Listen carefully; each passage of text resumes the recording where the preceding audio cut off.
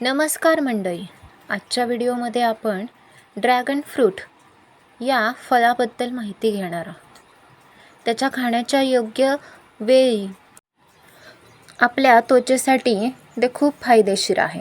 त्याचबरोबर कमी कॅलरीज असतात, त्यामुळे वजन कमी करण्यासाठी सुद्धा हे ड्रॅगन फ्रूट हे मधोमध कापावे. मधोमध कापल्यानंतर त्याचे जसं आपण पेरू चिरतो त्या पद्धतीने काप करावे आणि सालीतून जो काही गाभा असेल तो काढून घ्यावा आणि त्याचे छोटे छोटे तुकडे करून तुम्ही ते खाऊ शकता. त्याचबरोबर त्याचा ज्यूस पण तयार करू शकता. हे फायबरयुक्त ड्रॅगन फ्रूट त्याची योग्य वेळ काय असणार आहे, तर जेवणाच्या अगोदर अर्धा तास किंवा जेवणानंतर तुम्ही हे फळ खाऊ शकता. आणि जर तुम्ही नाश्त्याला खात असाल तर ते अधिकच फायदेशीर ठरत असते. किंवा तुम्ही सुकामेवा खाता किंवा ड्रायफ्रूट्स खाता, त्याचबरोबर हे फळ खाल्ले तरी चालत असतं.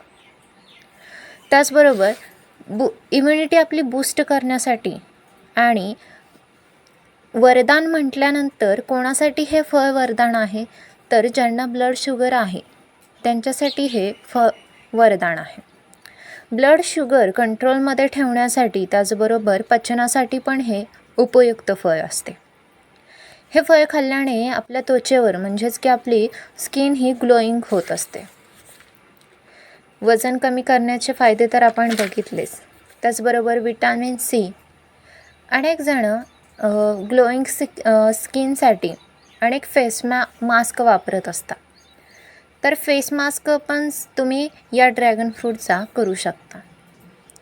डायरेक्ट तुम्ही खाल्लं किंवा त्याचा ज्यूस किंवा शेक बनवून पण तुम्ही खाऊ शकता.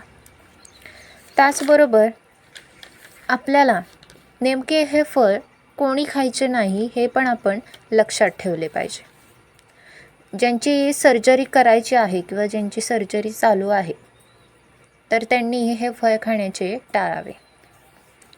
अशा प्रकारे बाजारामध्ये सहज उपलब्ध होणारे हे ड्रॅगन फ्रूट आपल्या शरीरासाठी, आपल्या त्वचेसाठी, ब्लड शुगरवाल्यांसाठी आणि आपली इम्युनिटी बूस्ट करण्यासाठी हे खूप फायदेशीर ठरत असते. पण यामध्ये पण ह्याचे प्रमाण ठरवले गेलेले आहे की जेणेकरून तुम्ही अर्ध्याच फळाचे सेवन करावे. कारण या फळाचे जर जास्त सेवन केले गेले तर आपल्याला लूज मोशनची पण समस्या निर्माण होऊ शकते. तर आजच्या व्हिडिओमध्ये आपण ड्रॅगन फ्रूटविषयी माहिती घेतली.